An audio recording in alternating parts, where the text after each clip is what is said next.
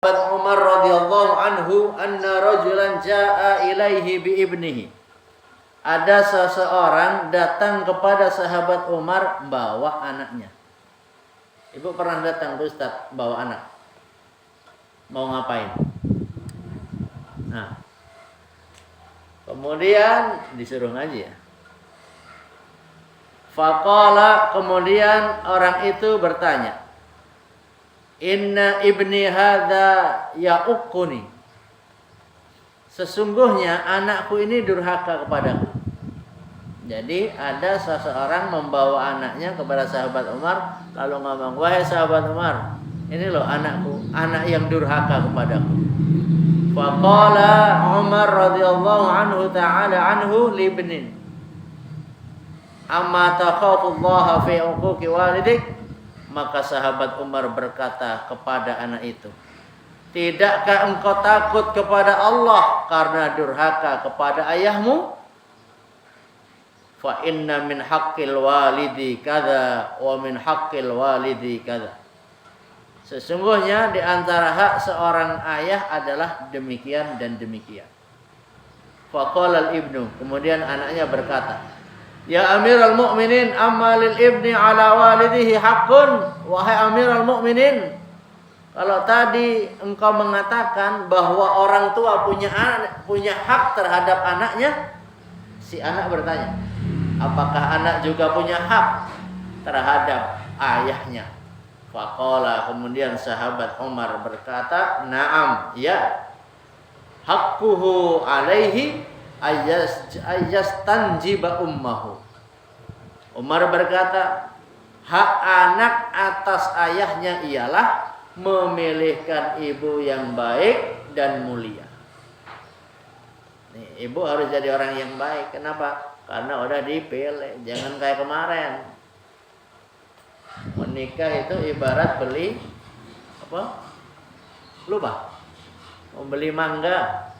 Udah dipilih, udah dilihat, ya kan? Ingat gak? Ya. Ingat. Kemudian dikupas, kayaknya enak, begitu dicicipin, bah. Langsung, nggak usah ngomong, yang lihat, udah kerasa kan? Makanya suruh ngebayangin aja itu udah keluar air liur, padahal hanya bayangan. Nah, lanjut. Harus hak anak atas ayahnya adalah memilihkan ibu yang baik dan mulia. Yakni la yatazawwaju imra'atan dani'atan likai la yakuna lil ibni ta'yirun biha. Maksudnya adalah jangan menikahi perempuan yang rendah akhlaknya sehingga anak kelak tidak dicela karena ibunya. Paham? Jadi anak itu biasanya dicela karena orang tuanya. Orang tuanya miskin, anak main dicela. Orang tua punya rumahnya nggak bagus, main dicela. Jadi artinya bahwa kita ini harus menjadi orang tua. Kalau ibu menjadi seorang ibu yang bisa dibanggakan oleh anaknya. Biasanya anak-anak ada nggak yang moyokan bapaknya? Ada. Yang moyokan ibunya? Ada. Kenapa dipoyokin? Ya, karena pantas dipoyokin. Makanya kita harus menjadikan anak-anak kita itu bangga. Anak-anak kita bangga. Main dengan temennya kagak minder. Kalau anak kita jadi anak yang minderan main, berarti itu dosa tanggung jawab orang tua. Anak harus jadi anak yang membanggakan orang tuanya, bangga atas ayahnya, bangga atas ibunya, gitu. Sehingga tidak lagi dipoyokan. Wa husnu ismihi, dan memberi nama yang baik. Wa yu'allimuhul kitaba, dan mengajarkan Al-Quran. Nah, ibu itu harus ngajarin anaknya Al-Quran. Makanya dulu sahabat Anas radhiyallahu an usia 10 tahun itu oleh ibundanya diserahkan untuk jadi pembantu rumah tangga di rumah Rasulullah. Usia berapa, Bu? 10 tahun. Loh, anak kita usia 10 tahun apa yang dikerjakan? Hah? Anak-anak sekarang? Anak-anak kita sekarang bisa masak oseng, gitu. Bisa masak oseng. Itu usia berapa? Ayo, atau ibu-ibu bisa masak nikah baru bisa masak? Oh iya. Jadi orang dahulu Masya Allah muda-muda urusan rumah tangga udah beres. Anak sekarang suruh nyuci piring aja main HP. Dan ngomongnya kalau disuruh sebentar itu sekarang udah lama. Betul gak?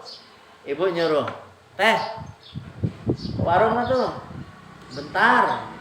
Lama nggak itu ngomong sebentar? Ya, apalagi ngomong lama. Sebentar. Udah berapa menit nih? Iya bentar. Loh masih ngomong bentar. Bentar kedua. Nah ini harus jangan dianggap itu hal normal. Begitu ngomong sebentar, gak sekarang. Oh mama tuh segitu-gitu. Iya memang iya begitu. Seharusnya. Jadi orang tua jangan sampai kalah dengan anaknya. Ini membahayakan. Jadi yang pertama apa? Menjadi orang tua supaya tidak dihina oleh teman anak-anaknya. Yang kedua memberi nama yang baik. Yang ketiga mengajarkan Al-Quran. Gak bisa berarti nyuruh berangkat ngaji Al-Quran. Terus kalau punya anak yang udah bisa baca Quran, udah itu aja kalau selesai sholat di rumah dia yang suruh doa. Udah kamu aja yang doa supaya bisa mendoakan kedua orang tuanya. Faqala al-ibnu. Kemudian anak itu berkata, "Fa wallahi demi Allah, mastanjaba ummi wa ma hiya illa sindiyah ishtaraha bi arba'i mi'ati dirham." Tuh. Nih. Demi Allah, ayahku tidak memilihkan ibu yang baik untukku. Anak bisa ngomong gitu. Ibuku hanyalah seorang budak perempuan dari Sind yang dibelinya seharga 400 dirham. Sampai di sini paham, Bu? Jadi nanti Ibu kalau menikahkan anak Ibu dengan seorang yang apa? Seorang yang apa ya? Seorang yang hebat. Ya. Kalau bisa punya acara itu ngabisin duit 1 miliar ya. Amin. Amin aja kagak gimana mau punya. Ini mah cita-cita. Jangan ngomong ini nikah masih lama. Ya saya nikahin anak biasa-biasa aja lah. Nggak usah terlalu mewah. Loh yang mewah. Kenapa? Ya kalau Allah titipkan rezeki dengan kemewahan itu, ibu bisa ngundang orang-orang yang kagak pernah ke hotel, tapi di acara kita makanannya makanan hotel.